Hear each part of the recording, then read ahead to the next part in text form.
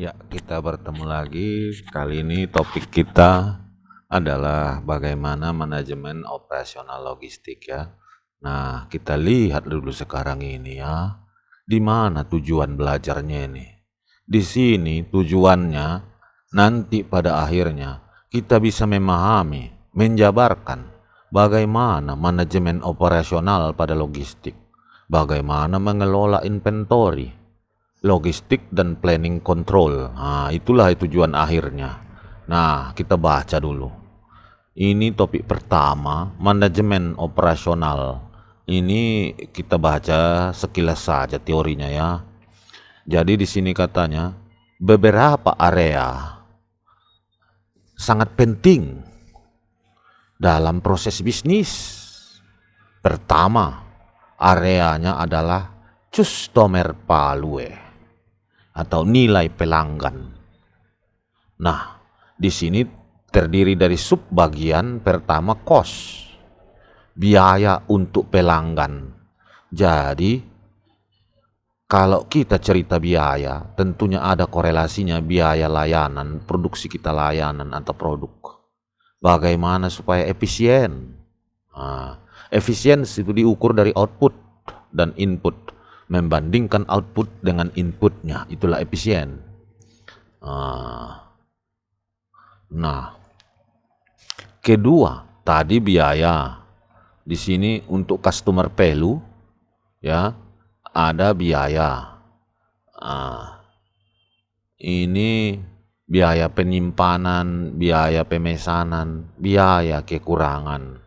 Nah, nanti kita bikin contoh soalnya ya. Kedua, selanjutnya dalam biaya penyimpanan ada yang disebut cost of capital, yaitu investasi barang dimaksud dijual untuk di masa depan. Itu namanya cost of capital.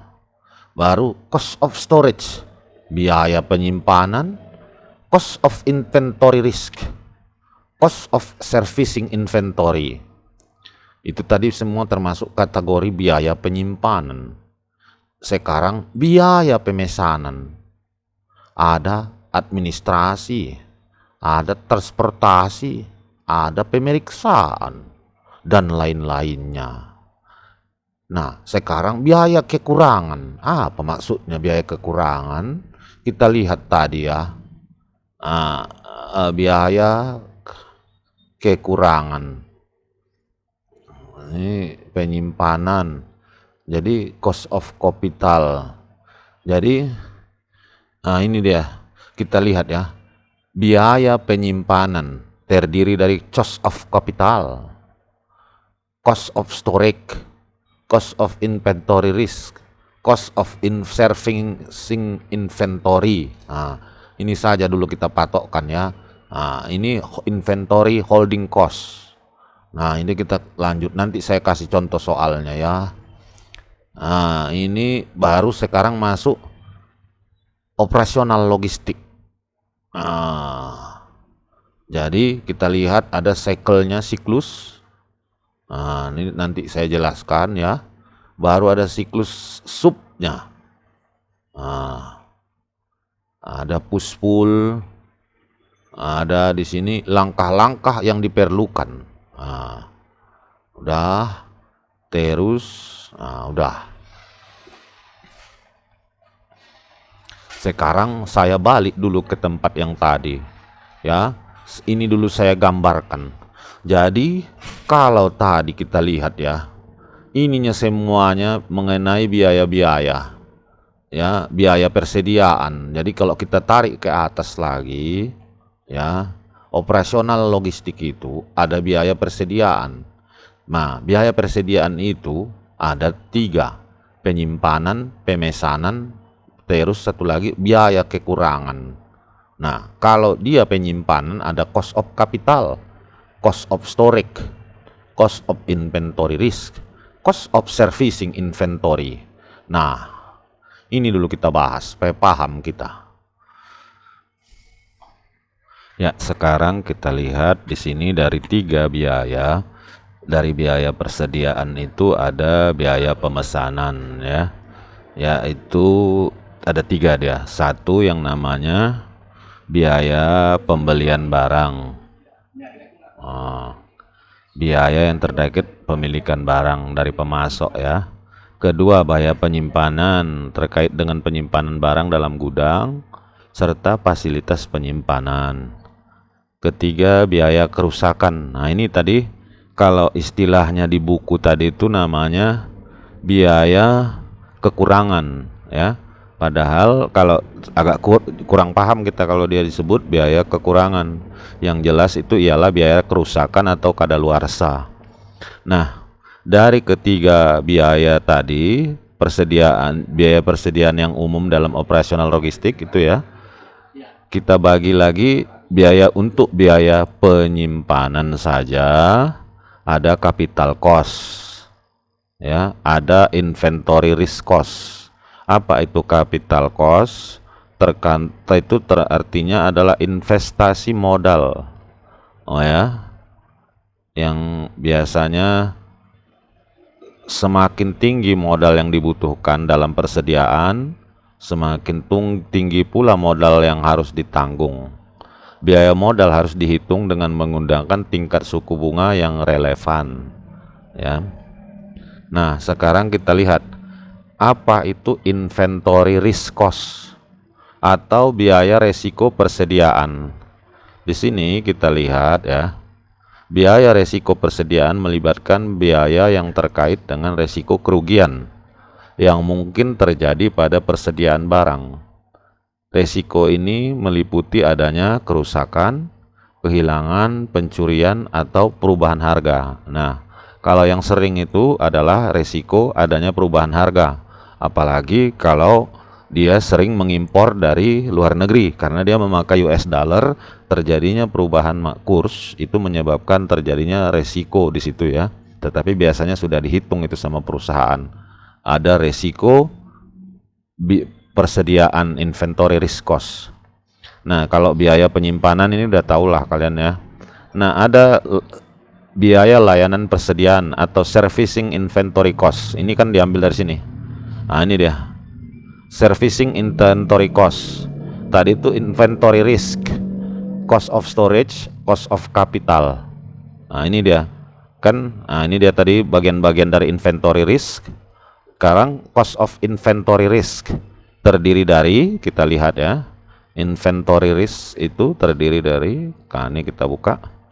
Nah, biaya yang termasuk pemrosesan pesanan, pemantauan persediaan, pengemasan, penanganan biaya pengiriman, penanganan retur ya. Nah, sekarang kita lihat jenis biaya pembelian barang yang umum terkait dengan perencanaan logistik. Pertama, purchase price atau harga pembelian. Baru shipping cost, tax cost, baru purchase administration cost, negotiation cost. Nah, apa arti biaya negosiasi?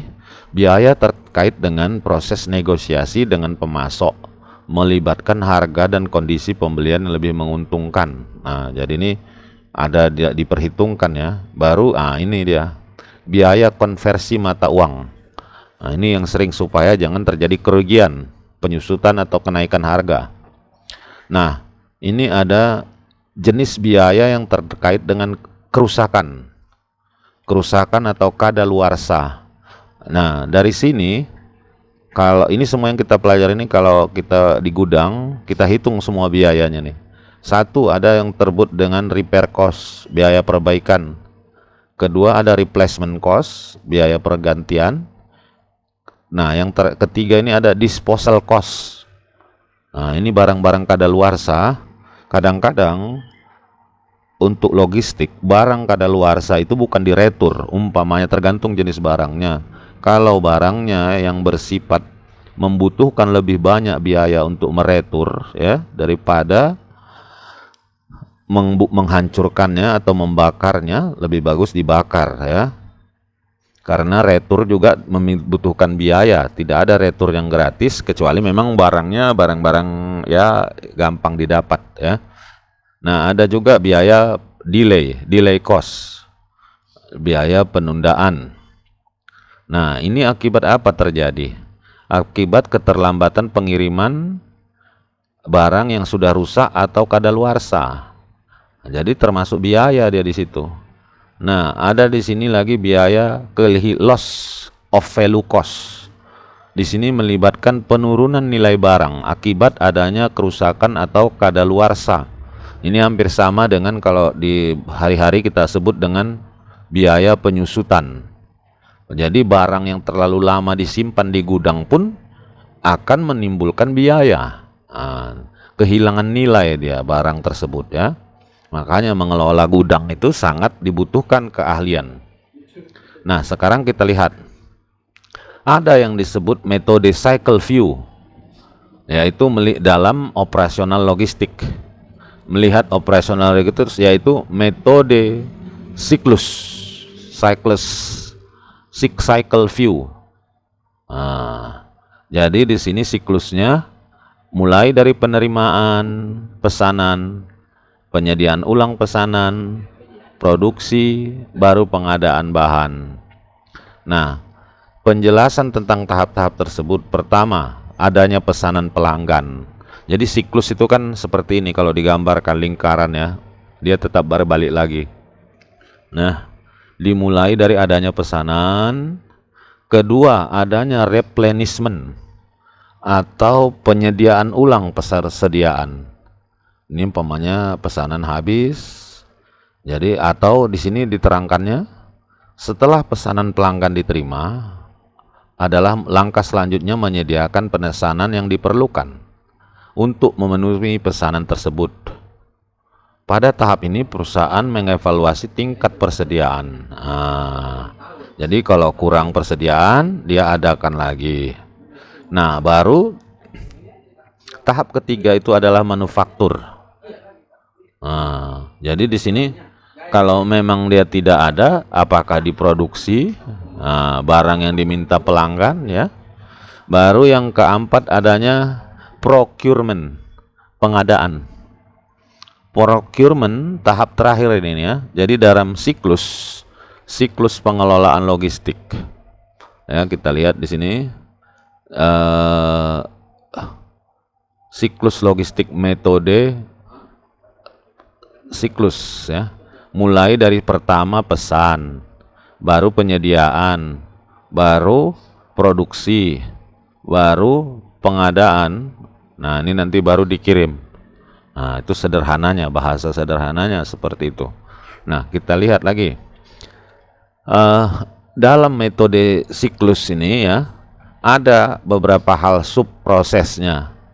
Pertama tentunya tadi dari pemesanan ada customer order, baru supplier market product, buyer step place order. Nah, ini ya ada 6 atau 7 itu ya bagian dari subproses dari siklus. Ini nanti kalian baca saja, saya kasih materinya. Nah, sekarang tadi dalam proses logistik ini ya, kalau kita gambarkan ya, operasional logistik OL ini dipandang atau dilihat dari sisi pertama, bahasa Inggrisnya cycle view atau sudut pandang siklus. Kedua, sudut pandang push atau pull, dorong atau tarik. Nah, jadi dilihat dari di sini dia operasional logistik itu ya. Apa maksud dari push atau pull? Dorong atau tarik.